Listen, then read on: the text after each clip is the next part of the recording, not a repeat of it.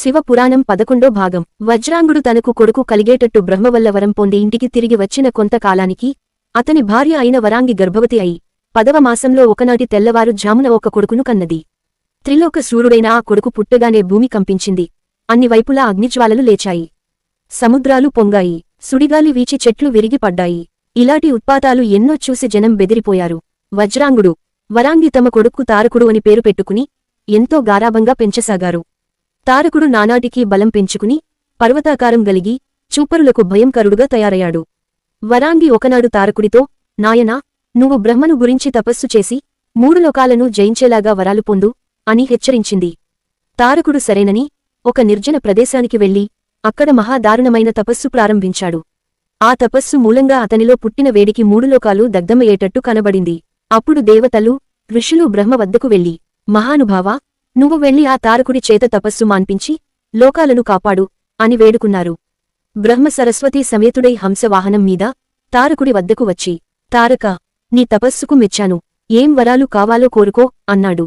తారకుడు పరమానందంతో బ్రహ్మకు నమస్కారం చేసి, ఓ బ్రహ్మదేవుడా, నువ్వు వరాలిస్తాననగానే నా తపస్సు ఫలించింది. నాకు 3 లోకాలను జయించే శక్తిని ఇయ్యి. శివుడి వీర్యాన పుట్టిన వాడివల్ల తప్ప నాకు మరెవరివల్ల చావు లేకుండా వరమియ్యి.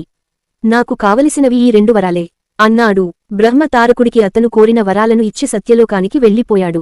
తారకుడు తన రాజధాని అయిన శోణితపట్టణానికి తిరిగి వచ్చి తాను బ్రహ్మవల్ల పొందిన వరాలను గురించి తన తల్లికి, తమ గురువైన శుక్రాచార్యుడికి చెప్పి త్రిలోక దిగ్విజయానికి ముహూర్తం నిర్ణయించమని చెప్పాడు. తారకుడు లోకాలమీద దాడి బయల్దేరటానికి శుక్రాచార్యులు ముహూర్తం పెట్టాడు. తారకుడు ఆ ముహూర్తానికి చతురంగ బలాలతో స్వర్గం మీద యుద్ధానికి వెళ్లి దేవతలను జయించి ఇంద్రుడి చేత కానుకలు పుచ్చుకుని అతడి సింహాసనాన్ని స్వాధీనం చేసుకున్నాడు. తరువాత తారకుడు వరుణుడి మీదికి యుద్ధానికి వెళ్లి జయించి వరుణుడి రథాశ్వాలను కానుకగా పుచ్చుకుని తరువాత యముడి పైకి వెళ్లాడు. క్రమంగా ఒక్కొక్క దిక్కే అతనికి ఓడింది. దిక్పాలకుల నుంచి అంతులేని కానుకలు పొంది తారకుడు తన రాజధానికి తిరిగి వచ్చి సుఖంగా ఉన్నాడు. ఒకనాడు నారదుడు తారకుణ్ణి చూడవచ్చాడు.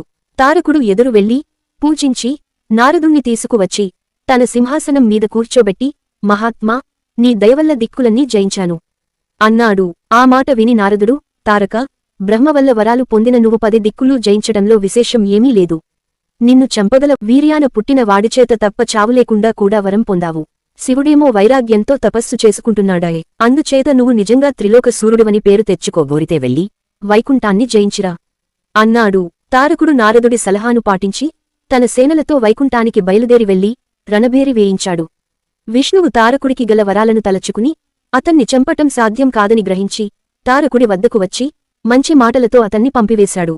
అక్కడ కైలాసంలో పార్వతి సపర్యలకు శివుడు ఒప్పుకున్నందుకు హిమవంతుడు సంతోషించి పార్వతిని, ఆమె చెలికత్తెలను తీసుకువచ్చి శివుడికి ప్రణామం చేయించి శివుడితో, ఈమె వల్ల సపర్యలు చేయించుకో, పొరపాట్లు జరిగితే క్షమించాలి అని చెప్పి పార్వతిని శివుడికి అప్పగించి మేనకా సహితుడై తన ఇంటికి తిరిగి వెళ్లిపోయాడు.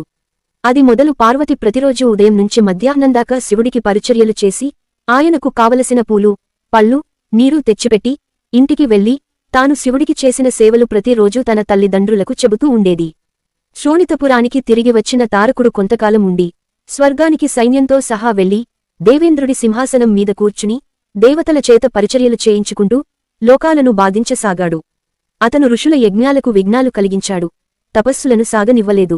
దేవేంద్రుడు మొదలైన వాళ్లు బ్రహ్మ వద్దకు వెళ్లి వరాలు పొందిన గర్వంతో తారకుడు తమను పెట్టే హింసలను గురించి మొరపెట్టుకున్నారు. బ్రహ్మ తారకుడి వద్దకు వెళ్లి, తారకా, నువ్వు 3 లోకాలను జయించావు గదా. నీ శోణితపురం నుంచే నువ్వు లోకాలను పాలిస్తూ ఉండు. స్వర్గాన్ని దేవేంద్రుడికే ఉండని నీకు దేవతలకు మధ్య విరోధం దేనికి అని హితం చెప్పాడు. తారకుడు బ్రహ్మమాట పాటించి స్వర్గాన్ని ఇంద్రుడికి ఇచ్చేసి తాను శోణితపురానికి వెళ్లి అక్కడి నుంచే 3 లోకాలను పాలించసాగాడు. అతను ఈశ్వరారాధన చేస్తూ సుఖంగా ఉన్నాడు. ఇంద్రుడు స్వర్గాన్ని తిరిగి పొంది కూడా తాను మరొకడి అధికారం కింద పాలన చేయవలసి వచ్చినందుకు చాలా బాధపడి తమ గురువైన బృహస్పతిని పిలిపించి, గురుదేవా, త్రిలోకాధిపతి అయిన నేను తారకుడి కింద సేవకుడుగా ఉండటం చాలా అవమానకరంగా ఉన్నది. ఇలాంటి అవమానంతో బతికే కన్నా చావుమేలు. దీనికి విరుగుడు తారకుడి చావే. నీకు తెలియని ఆలోచనలు ఉండబోవు. ఈ తారకుడు చచ్చే మార్గం ఏదన్నా ఉంటే ఆలోచించి చెప్పు అన్నాడు. మనం బ్రహ్మని ఆలోచన అడగటం మంచిది. తారకుడి విజృంభణకు కారకుడు ఆయనే అన్నాడు బృహస్పతి. అందరూ కలిసి బ్రహ్మ వద్దకు వెళ్లి తారకుడు చచ్చే ఉపాయం చెప్పమని ఆయనను అడిగారు. శివవీర్య పుట్టినవాడి చేతిలో తప్ప తారకుడికి చావులేదు. నేను వాడికి అలా వరం ఇచ్చాను. సతీదేవి మరణంతో విరాగి అయి శివుడు కైలాసపర్వతం మీద తపస్సు చేసుకుంటున్నాడు. ఆ సతీదేవి హిమవంతుడికి కుమార్తె అయి పుట్టి శివుడికి పరిచర్యలు చేస్తున్నది. ఆమె తన మనసులో శివుణ్ణి తన భర్తగా కోరుకుంటున్నది. మీరు ఎలాగైనా శివుడికి పార్వతి మీద మోహం కలిగేటట్టు చేసి వారికి వివాహం జరిపించగలిగితే శివపార్వతులకు పుట్టే కొడుకు తారకుణ్ణి చంపుతాడు అని చెప్పి బ్రహ్మదేవతలను పంపేశాడు. ఈ కార్తీకమాసంలో శివపురాణం చదివినా విన్నా ఆ పరమేశ్వరుడి అనుగ్రహం తప్ప కలుగుతుంది. కావున తరువాయి భాగం కోసం దయచేసి నా ఛానల్ సబ్స్క్రైబ్ చేసుకోండి. Thank you for watching big father vlog.